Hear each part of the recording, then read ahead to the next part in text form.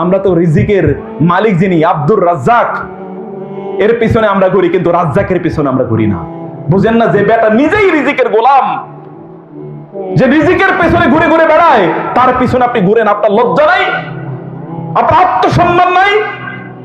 আপনার ব্যক্তিত্ব নেই? আপনি মানুষ না, আপনি আল্লাহর শ্রেষ্ঠ সৃষ্টি, আপনি ইমানদার, আল্লাহর প্রতি নাকি আপনার বিশ্বাস আছে? ওয়া মান ইয়াত্তাকিল্লাহা ইয়াজআল লাহু মাখরাজা ওয়া ইয়ারযুকহু মিন হাইসু লা ইয়াহতাসিব। ওয়া মান ইয়াত্তাকিল্লাহ, যে ব্যক্তি আল্লাহ সুবহানাহু ওয়া তাআলাকে ভয় করে, ইয়াজআল লাহু মিন আমরিহি ইউসরা, আল্লাহ তাআলা তার কাজগুলোকে সহজ করে দেন। ওয়া মান ইয়াত্তাকিল্লাহ, যে আল্লাহকে ভয় করে, আল্লাহ সুবহানাহু ওয়া তাআলা ফাহুয়া হাসবু, আল্লাহ সুবহানাহু ওয়া তাআলা তার জন্য যথেষ্ট হয়ে যান। ওয়া মান ইয়াত্তাকিল্লাহ ইউকাফির আনহু সাইয়্যাতিহি ওয়া ইউযিমু লাহু আজরা, কেউ আল্লাহকে ভয় করলে আল্লাহ সুবহানাহু ওয়া তাআলা তার অতীতের গুনাহগুলো সব মাফ করে দেন এবং তার জন্য বিশাল পুরস্কারের ব্যবস্থা আল্লাহ তাআলা রেখে দেন। আল্লাহর ভয় আপনার অন্তরে রাখতে পারেন না, দেখেন না আল্লাহর ভয় রেখে আল্লাহ সুবহানাহু ওয়া তাআলা তার রাসূল যদি কেবলমাত্র বলতেন, আল্লাহ তুমি আসমান থেকে বৃষ্টি নাজিল বন্ধ করে দিয়ে আসমান থেকে তুমি সোনা নাজিল করো, আল্লাহ তাআলা আসমান থেকে সোনা নাজিল করে দিতেন। তিনি যদি বলতেন আল্লাহ সুবহানাহু ওয়া তাআলাকে, তাহলে আল্লাহ তাআলা আসমান থেকে বৃষ্টি নাজিল বন্ধ করে দিয়ে সোনা নাজিল করে দিতেন। ফেরেশতাকে পাঠিয়ে তিনি তার রাসূলকে বললেন, অফার করলেন, আপনি কেবল বলুন এই উহুদ পাহাড়কে আমি সোনায় পরিণত করে দিতে চাই। তিনি বলেন, আমি এই স্বর্ণ দিয়ে করবো কি? আমার তো ইম্পর্টেন্ট হচ্ছে আমার রবের সাথে রিলেশন। আপনি যদি তা বুঝতে পারতেন, এই জন্য ইবনে কাইয়্যিম রাহিমাহুল্লাহ তিনি বলেছেন, কিছু বান্দা আছে, ইন্না মিনাল ইবাদি আশকিয়া, এমন কিছু বান্দা আছে, কিছু মানুষ আছে, তারা এতটা হতভাগা যে তারা জান্নাতের মজাটাই পাইল না, তারা জান্নাতের মজাটাই তারা পায় না। সন্তানদেরকে দিনদার বানিয়ে দেখেন, ওই সন্তান কোনোদিন আপনার চোখের দিকে তাকিয়ে কথা বলবে না। সন্তানদেরকে দিনদার বানিয়ে দেখুন। আল্লাহ সুবহানাহু ওয়া তাআলা ঈসা আলাইহিস সালাতু ওয়াস সালামের সৃষ্টি করলেন, মায়ের পেট থেকে মাত্র তার জন্ম হলো, মায়ের পেট থেকে ফাআজাহাল মাখাদু ইলা জিযইন নাখলা ক্বালাত ইয়া লাইতানি মিততু ক্বাবলা হাযা ওয়া কুনতু নাসিয়াম মানসিয়া ফানাদাহা মিন তাহতিহা আল্লা তাহজানি ক্বাদ জাআলা রাব্বুকি তাহতাকি সারিয়া ওয়া হুজ্জি ইলাইকি বিজিযইন নাখলা তুসাকিত আলাইকি রুতাবান জানিয়া ফাকুলি ওয়াশরাবি ওয়া qarri আইনা ফাইম্মা তারাইন্না মিনাল বাশারি আহাদান ফাকুলি ইন্নী নাযারতু লিররহমানি সাওমা ফালান উকাল্লিমাল ইয়াওমা ইনসিয়া فأتت به قومها تحمله قالوا يا مريم لقد جئت شيئا فريا يا أخت هارون ما كان أبوك امرأ سوء وما كانت أمك بغيا فأشارت إليه قالوا كيف نكلم من كان في المهد صبيا قال إني عبد الله آتاني الكتاب وجعلني نبيا। আপনি যদি দিনদার হন, আল্লাহ সুবহানাহু ওয়া তাআলা আপনার সদ্য ভূমিষ্ঠ সন্তানকে দিয়ে আল্লাহ আপনার ইজ্জত রক্ষা করে দেবেন। সুবহানাল্লাহ। মারিয়াম আলাইহিস সালাতু ওয়াস সালাম সন্তান মাত্র জন্ম দিলেন, এখন তার খাবার কই, পানি কই? এই পেট থেকে বের হওয়া সন্তান তাকে বললেন, মা তোমার টেনশন, ফানাদাহা মিন তাহতি, অন্য একটা কেরাতে আছে ফানাদাহা মান তাহতাহা, তার এই যে পেট থেকে বের হওয়া সন্তান তাকে বলল, মা তোমার টেনশন করার, আল্লাহ তাহজানি, নো টেনশন, মা তোমার কোনো টেনশন করার দরকার নাই, চিন্তা করার দরকার নাই। কদ জাআলা রাব্বুকি তাহতাকি সারিয়া, তোমার এখন পানি দরকার। পানির ব্যবস্থা আল্লাহ সুবহানাহু ওয়া তাআলা করে দিয়েছেন, ঝর্ণার পানি, যে ঝর্ণার পানির মধ্যে মিনারেল সকল ধরনের উপাদান আছে, এমন পানির আল্লাহ তাআলা ব্যবস্থা করে দিয়েছেন। এবার আপনার খাদ্য দরকার, আপনি কেবলমাত্র এই যে খেজুর গাছটা, এটা একটা এমন গাছ ছিল যেটা ইয়াবিস, শুকনা, এখানে কোনো ফল কিচ্ছু ছিল না, কোনো খেজুর ছিল না, বলে একটু নাড়া দেন, তুসাকিত আলাইকি রুতাবান জানিয়া, এখান থেকে অত্যন্ত মিষ্টি সুস্বাদু টাটকা খেজুর এখান থেকে আপনার কাছে এসে পড়বে, আপনি এগুলো টোকে টোকে খাবেন। সুবহানাল্লাহ। এই সদ্য ভূমিষ্ঠ সন্তান, এখনো নয় হয় 2-3 মিনিট হয়েছে মাত্র, অথবা 5 মিনিট হয়েছে, এই সন্তান কথা বলে। কিভাবে আল্লাহ সুবহানাহু ওয়া তাআলা রক্ষা করেন। এবং আরো তো পরবর্তীতে এই সন্তান কেবল বলছে, মা কারোর সাথে কথা বলবে না, তুমি বলো ইন্নী নাযারতু লিররহমানি সাওমা ফালান উকাল্লিমাল ইয়াওমা ইনসিয়া, আজ আমি কারোর সাথে কোনো কথা বলবো না, আমি রোজা রাখলাম। রোজা রাখা মানে হচ্ছে আমি কথা বলবো না। তৎকালীন যুগে রোজা রাখা মানে কথা না বলা। আর আমাদের দেশের লোকেরা কথা যত বলতে পারে তত বেশি পণ্ডিত, তাই না? আর যা বলে সবগুলো বলে মিথ্যা। যদি 100 ভাগের উপরে কিছু থাকতো তাইলেও কি বলা যেত, এই লোকগুলো 100 ভাগের উপরে মিথ্যা কথা বলে। আছে কিনা? নাই? 100 ভাগের উপরে মিথ্যা কথা বলে, মানে যা বলে তাই মিথ্যা বলে। সত্য জীবনে কোনোদিন বলছে কিনা ফেরেশতারা খুঁজে নিতে তাদেরকে কষ্ট হয় কিনা আল্লাহ সুবহানাহু ওয়া তাআলা জানেন, যে জীবনে কোনোদিন সত্য বলছে কিনা। এইরকম একটা সমাজ, এমন একটা অবস্থা, এমন একটা পরিবেশ আমাদের চারিদিকে আছে। সম্মানিত ভাইরা, আমি বলছিলাম আপনাদের সন্তানদের সাথে আল্লাহর সম্পর্কটা, রিলেশনটা তৈরি করুন, ওরা যেন আল্লাহকে চেনে এবং আল্লাহর জন্য কাঁদে। আমি জানি না আপনার সন্তানদের কবে আপনি বলতে পারেন হলফ করে যে আপনার রব এর কাছে আপনার সন্তান দুহাত তুলে বলেছে, আল্লাহ রাব্বির হামহুমা কামা রাব্বায়ানি সগীরা, কবে বলেছে? অথবা আপনি কবে বলেছেন আল্লাহ সুবহানাহু ওয়া তাআলার কাছে, আপনি কবে দোয়া করেছেন? ওয়াশাবুন নাশা ফি ইবাদাতিল্লাহ, আল্লাহ সুবহানাহু ওয়া তাআলার ইবাদতে যেই শিশুরা বড় হয়ে ওঠে, ওরা শ্রেষ্ঠতম সম্পদ। বিশ্বাস করুন, আপনার অন্য সম্পদ দিয়ে আপনি কি করবেন? টাকা পয়সা রাখা যাবেন, এরপরে পোলাপাইন ওগুলো বিক্রি করে পরে গাঁজা খাবে, দেখেন না? অথবা জুয়া খেলবে, তাও দেখেন না?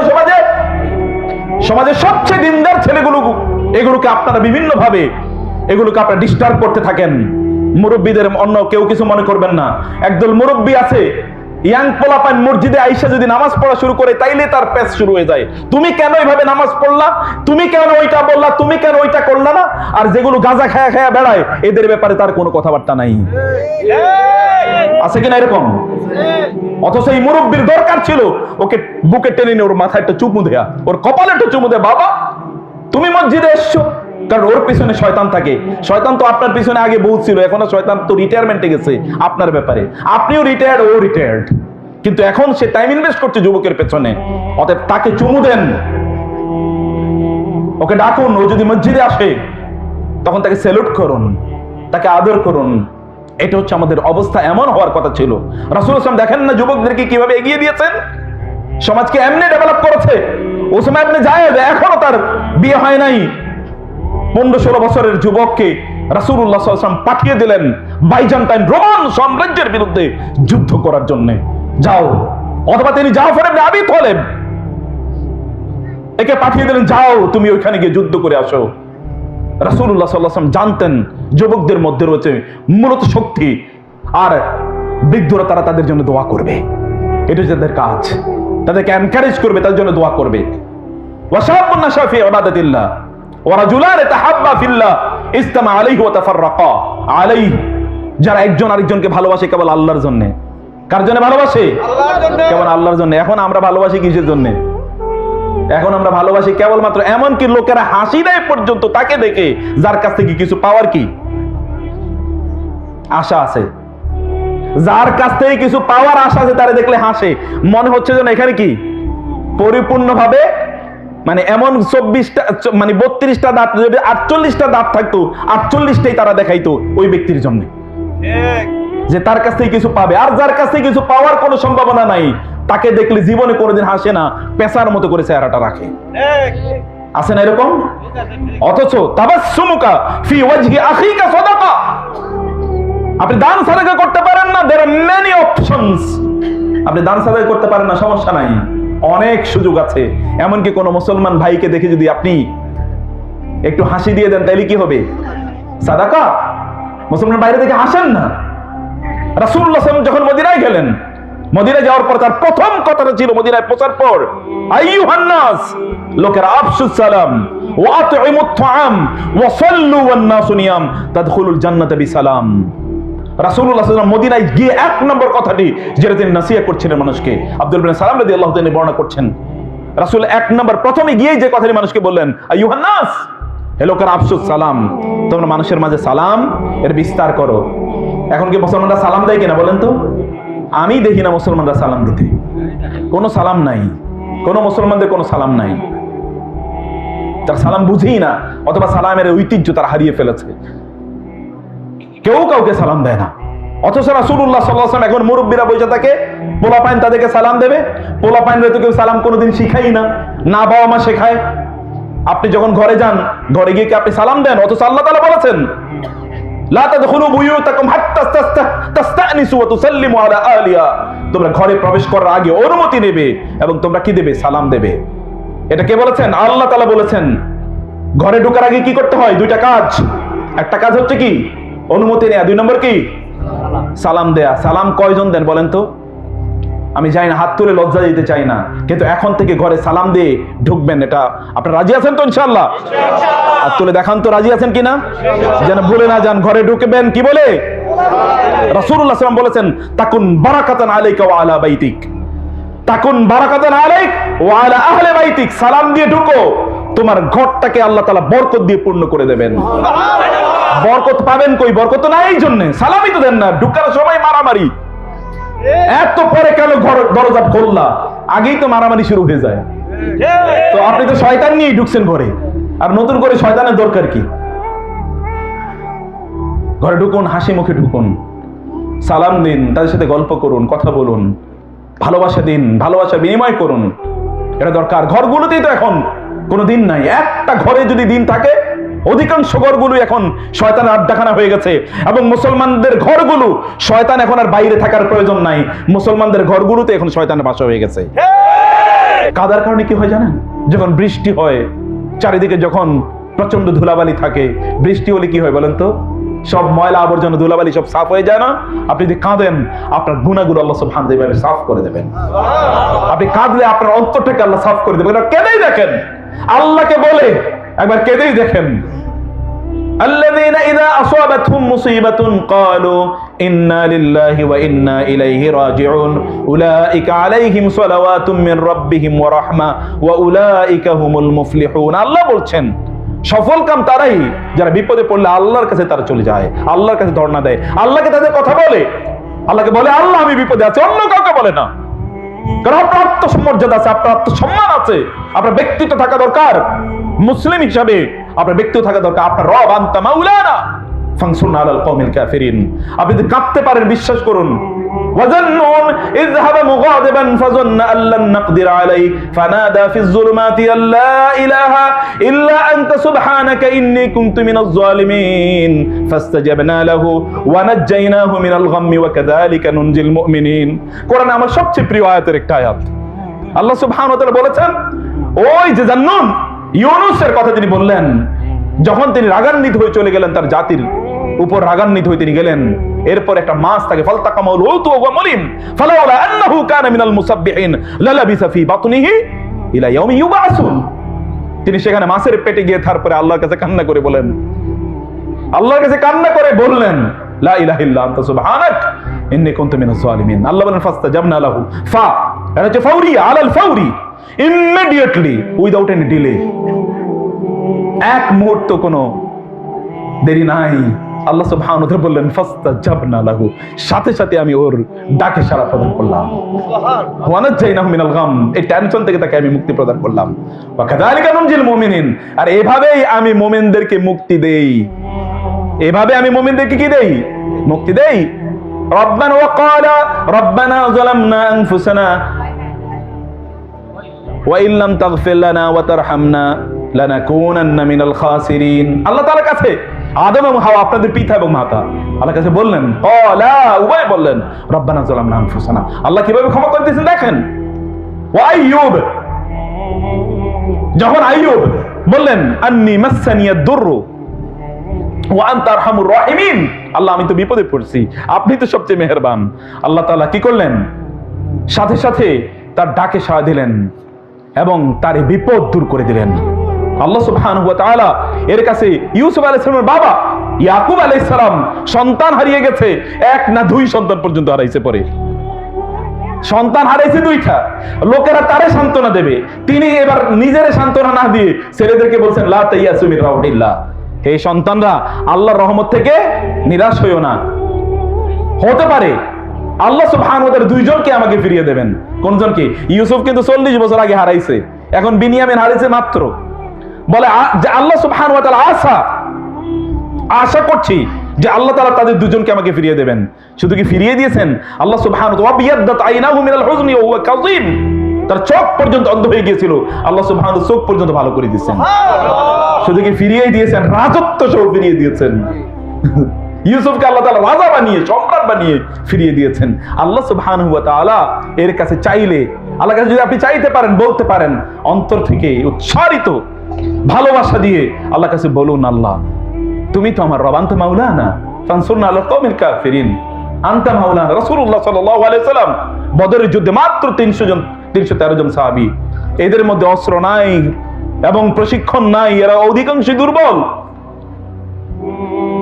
এবং রিফিউজির মতো করে তারা মদিনায় আছেন। রিফিউজি মানে হচ্ছে মুহাজির, সেখানে কিছু নাই, তাদের নিজেদের বাড়ি ঘর না, অন্য সাহাবীরা তাদেরকে আনসাররা তাদেরকে বাড়ি ঘর দিয়েছেন। এরকম একটা অবস্থায় আছেন, দুর্বল। এদেরকে নিয়ে রাসূল সাল্লাল্লাহু আলাইহি ওয়াসাল্লাম গেলেন এবং বললেন, আল্লাহুম্মা ইন তুহলিক হাযিল আসওয়াবা লা তু'বাদ ফিল আরদি আবাদা। তিনি কাঁদছেন, অন্যরা ঘুমাচ্ছে, রাসূল সাল্লাল্লাহু আলাইহি ওয়াসাল্লাম কাঁদছেন, আল্লাহর কাছে দুহাত তুলে কাঁদছেন, আল্লাহ এই ছোট্ট একটা দল, এই যে এত বছর এই ছোট্ট দলটাই কেবল আমি মুসলমান বানাইছি, আল্লাহ এই যুদ্ধের ময়দান একটা অসম যুদ্ধ, এই যুদ্ধ দিয়ে এরা পরাজিত হয় তাহলে তোমার ইবাদত কে করবে দুনিয়াতে? আমি তো কাউকে দেখতেছি না। আল্লাহ সুবহানাহু ওয়া তাআলার কাছে দোয়া করলেন, তার মাথা থেকে তার কাপড় পড়ে গিয়েছে, তিনি ফুফিয়ে কাঁদছেন। রাসূল সাল্লাল্লাহু আলাইহি ওয়াসাল্লাম আবু বকর আসলেন, তার মাথার কাপড়টা তুলে দিয়ে বলেন, ইয়া রাসূলুল্লাহ আপনার এত দোয়া, আরশে আজিম অলরেডি দোয়া কবুল হয়ে গেছে। আল্লাহ সুবহানাহু ওয়া তাআলা সাথে সাথেই নাযিল করলেন যে আমি তোমাদেরকে ওয়াইজ তাস্তাগীসুনা রাব্বাকুম ফাস্তাজাবা লাকুম আন্নী মুমিদ্দুকুম বিআলফিন বিসালাসাতি আলাফিন বিখামসাতি আলাফিন মিনাল মালায়েকাতি মুসাউমিন মুনজিলিন। আল্লাহ তাআলা বললেন আমি আসমান থেকে 5000 ফেরেশতা দিয়ে তোমাদেরকে সাহায্য করব। আল্লাহ সুবহানাহু ওয়া তাআলার কাছে চাইলে আল্লাহ কি দুর্বল হয়ে গেছেন নাকি? কিন্তু অন্তর থেকে চাইতে হবে, ভালোবাসা থেকে চাইতে হবে, হৃদয় থেকে চাইতে হবে, অন্তরটা নরম করুন, নরম করে আল্লাহ সুবহানাহু কাছে চান এবং আল্লাহর কাছে বলুন, আল্লাহ সুবহানাহু কাছে বলুন আপনার রব সবকিছুর মালিক, আল্লাহু গনিয়্যুন ওয়া আনতুমুল ফুকারা, তোমরা গরীব, আল্লাহ তাআলা সবকিছুর মালিক। এজন্য রাসূল সাল্লাল্লাহু আলাইহি ওয়াসাল্লাম বলেছেন হাদিসে কুদসিতে, আল্লাহ তাআলা বলেন, হে বনি আদম লাউ আন্না ইনসাকুম ওয়া জিন্নাকুম ওয়া আউওয়ালাকুম ওয়া আখিরাকুম, যদি তোমাদের প্রথম দ্বিতীয় পর্যন্ত সকল সর্বশেষ মানে আদম থেকে শুরু করে কিয়ামত পর্যন্ত যত মানুষ আসবে, যত জিন সবাই মিলে যদি আলা সাঈদিন ওয়াহিদিন কামু আলা সাঈদিন ওয়াহিদিন, একটা উপত্যকা একটা মাঠে তারা একত্রিত হয় এবং তারা আল্লাহকে বলে, আল্লাহ আমার এই প্রয়োজন তুমি প্রয়োজন পূর্ণ করে দাও।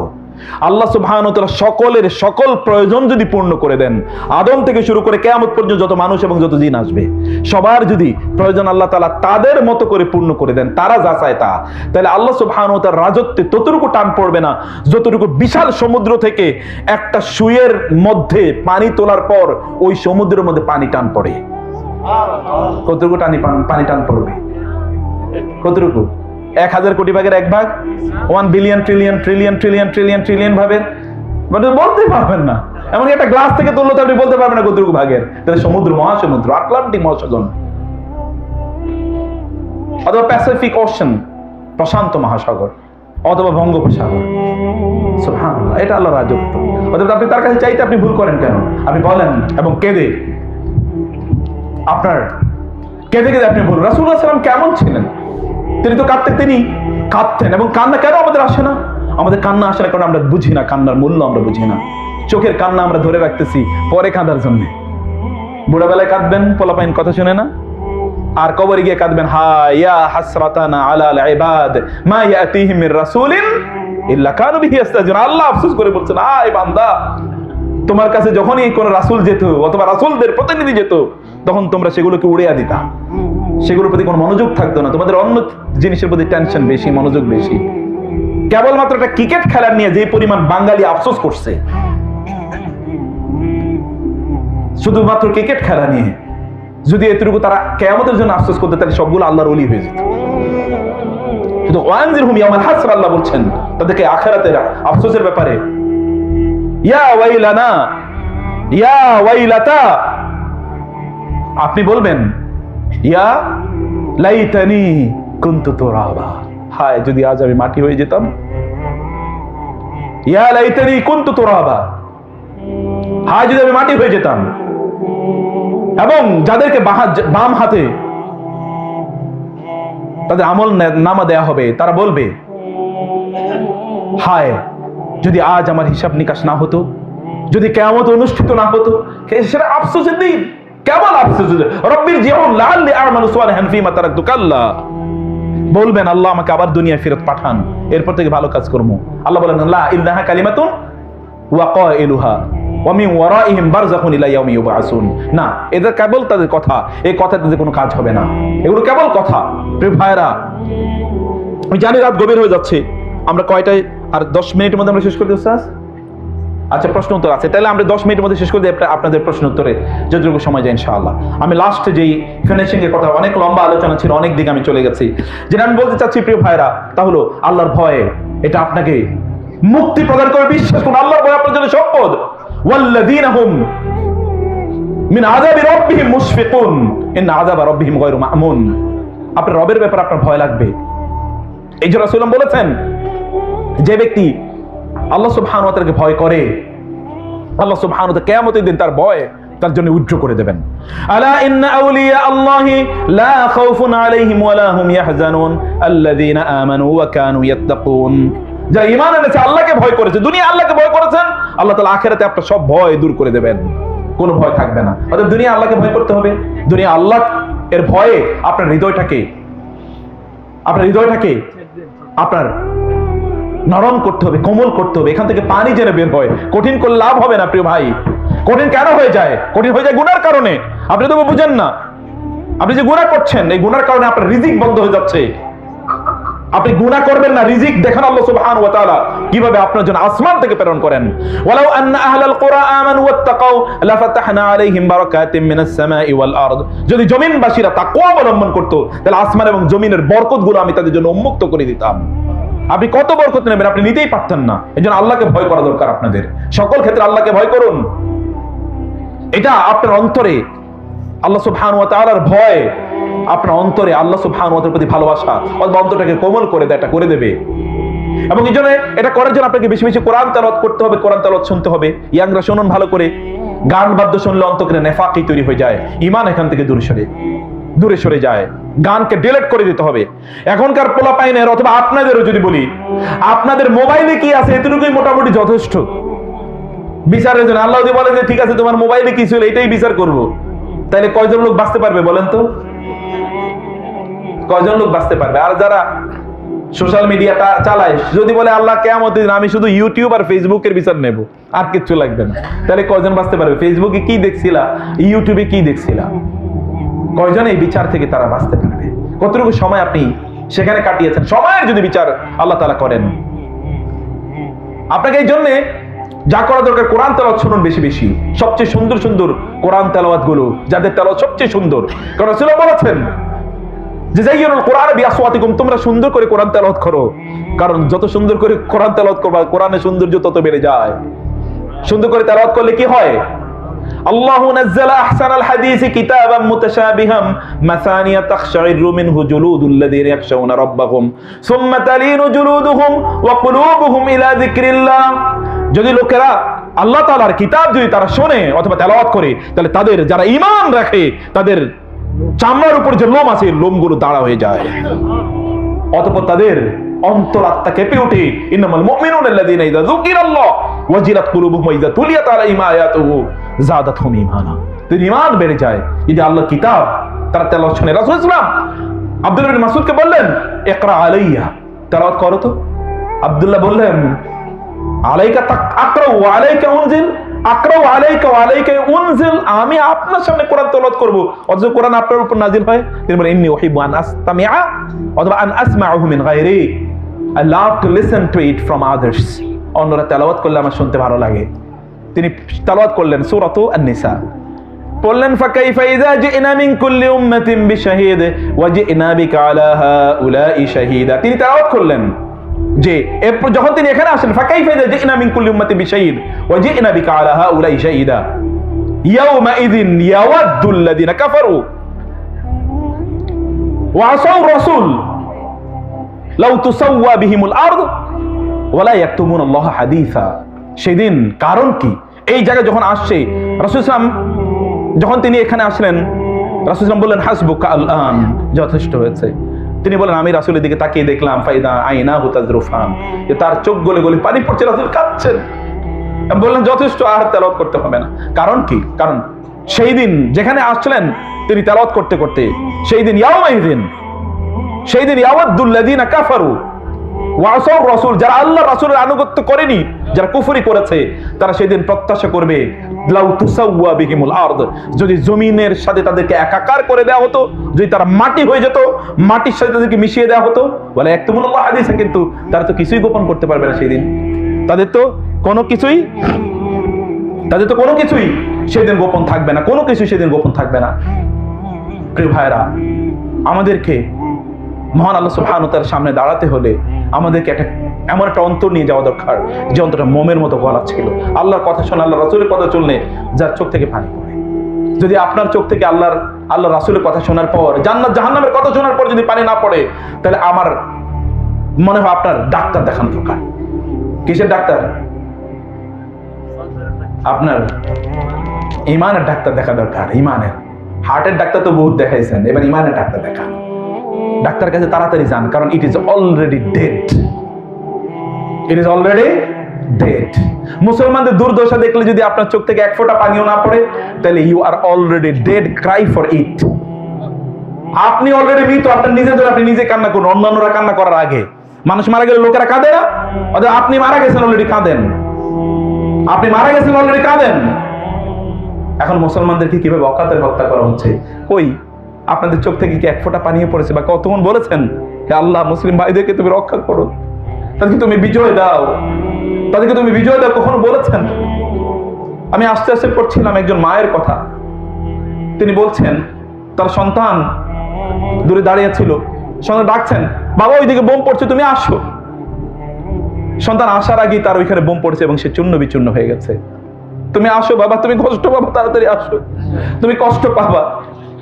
মা পরে বলছেন যে আমি তো কান্না করতে করতে আমি ঘুমিয়ে পড়লাম।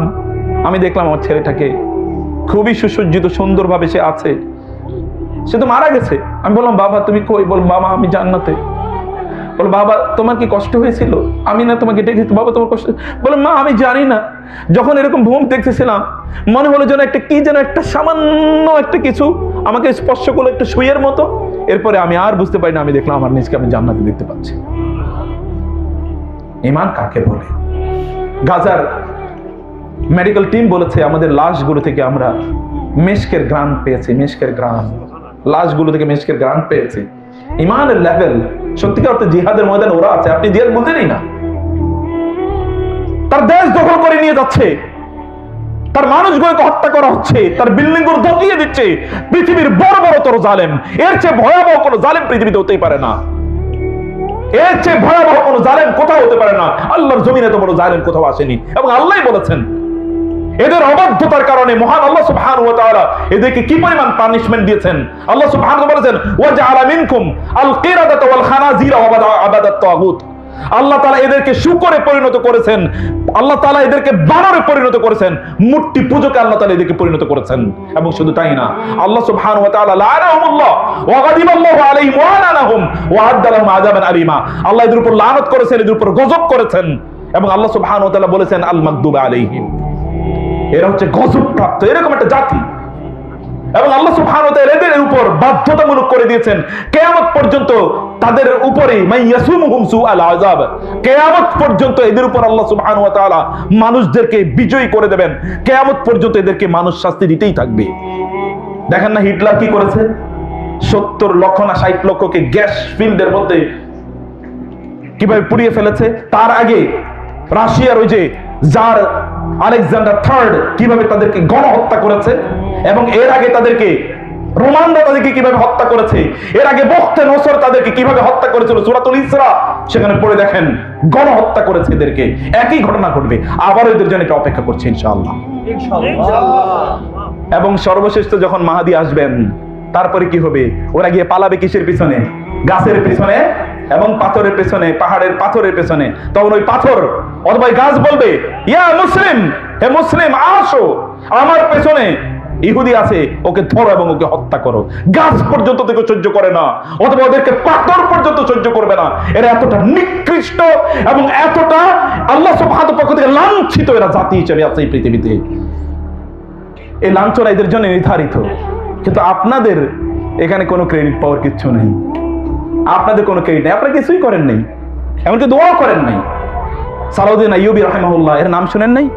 সালাউদ্দিন আইয়ুবী যখন ক্রুসেডাররা এদেশ দখল করে নিয়ে গেল, তারা এমন ভাবে মুসলমানদেরকে হত্যা করেছিল, তারা 90,000 মুসলমানকে তারা হত্যা করেছে এমন ভাবে যে মুসলিমরা তাদের গির্জায় খ্রিস্টানদের অথবা মুসলমানদের মসজিদে গিয়ে তারা প্রবেশ করেছিল, মনে করেছে ওইখানে তারা কমপক্ষে তাদেরকে রক্ষা করবে, কিন্তু তারা ওই গির্জায় এবং মসজিদে ঢুকে মুসলমানদেরকে এমন ভাবে হত্যা করেছে যে মুসলমানদের রক্তে রাস্তাগুলো পর্যন্ত, ওই ক্রুসেডারদের তাদের ঘোড়ার হাঁটু পর্যন্ত রক্তে পর্যন্ত ডুবে গিয়েছিল। এরকম একটা অবস্থা।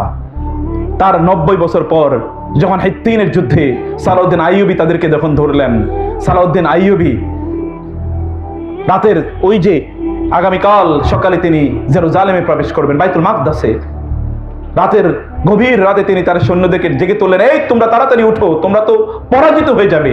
সৈন্যরা দ্রুত ঘুম থেকে উঠে গেল। কি হয়েছে, কি হয়েছে? বলো না, তোমরা আগামীকাল বিজয় হবে, অথচ তোমরা আজকে রাতে তোমাদের রবের সাহায্য চাইবেন, এটা কেমন কথা হলো? Build your relation with your রব। রবের সামনে দাঁড়িয়ে যাও, কাঁদো, তাকে বলো আগামীকাল যেন আমাদের বিজয় হয়। তিনি সৈন্যদেরকে নিয়ে দাঁড়িয়ে গেলেন সালাতুত তাহাজ্জুদে কিয়ামুল লাইলে। পরের দিন বিজয় হয়। খ্রিস্টানরা জেরুজালেমের যেই বাউন্ডারি আছে, বাউন্ডারি দেয়ালগুলোতে তাদের নারীদেরকে দাঁড় করিয়ে দিল অর্ধ উলঙ্গ অবস্থায়। যদি মুসলমানরা যদি ওই দিক দিয়ে যায় তাহলে ওদের দিকে তাকাবে, ওদের দিকে তাকালে তাহলে সৈন্যরা কি অন্যমনস্ক হয়ে যাবে, এর মধ্যে তারা আক্রমণ করবে। কিন্তু সালাউদ্দিন আইয়ুবী যে বাহিনী নিয়ে গিয়েছিল, ওই বাহিনীর ঈমান এত তরতাজা ছিল, উলঙ্গ নারীও যদি সেখানে দাঁড়িয়ে থাকতো তাদের দিকে তারা তাকাতো না। তাদের গন্তব্য আছে, একটা নারীর দিকেও তাকায় না। তারা সেখানে ঢুকে গিয়েছে এবং ঢুকে যাওয়ার পর ওরা সেখানে গিয়ে তাদের গির্জা ইত্যাদি তারা আশ্রয় নিয়েছে। তারা মনে করেছে তাদের অতীতের তাদের ওই গুন্ডা বাহিনী যেরকম, তাদের বড় বড় বাহিনী যেমনি ভাবে মুসলিমদের উপর অত্যাচার করেছিল, এখানে অত্যাচার করবে। সালাউদ্দিন আইয়ুবী সেখানে ঢুকেই বললেন, খবরদার, কোন নারীদের উপর, কোন বৃদ্ধ এবং কোন শিশুদের উপর কোনো আক্রমণ চলবে না। যারা নিরস্ত্র মানুষ তাদের উপর কোনো আক্রমণ চলবে না। যারা প্রতিরোধ করতে আসে কেবল আক্রমণ বা যুদ্ধ তাদের সাথে চলবে। যুদ্ধে তারা বিজয়ী হয়ে গেলেন। যুদ্ধে বিজয়ী হয়ে গেলেন। দেখেন, যুদ্ধ করতে হয়, মোমেনরা অস্ত্র দিয়ে যুদ্ধ করে, ঈমান দিয়ে তারা যুদ্ধ করে। তিনি সেখানে যুদ্ধ করলেন, বিজয়ী হলেন এবং বললেন, এখানে খ্রিস্টানরা যারা এখানে থাকতে চাও তোমরা থাকতে পারো, আর যারা চলে যেতে চাও তারা এরকম 10 দিরহাম অথবা 3 অথবা 5 দিরহাম দিয়ে, দিনার দিয়ে তোমাদেরকে চলে যেতে হবে, তোমাদের মুক্তিপণ। কেউ কেউ দিয়েছে, কেউ কেউ দিতে পারে নাই। এরপরে প্রায় হাজার হাজার থেকে গেল। সালাউদ্দিন আইয়ুবী তিনি সুলতান, তিনি নিজে বললেন যে বাকিরা যারা আছে এদেরটা আমি দিয়ে দেবো, যাও, তারপরে তোমরা চলে যাও। এটা হচ্ছে ইসলাম, এটা হচ্ছে মুসলমানদের মানবতা, এটা হচ্ছে মুসলমানদের মানবিকতা। ইসলাম এভাবেই প্রতিষ্ঠিত হয়েছে প্রিয় ভাইয়েরা।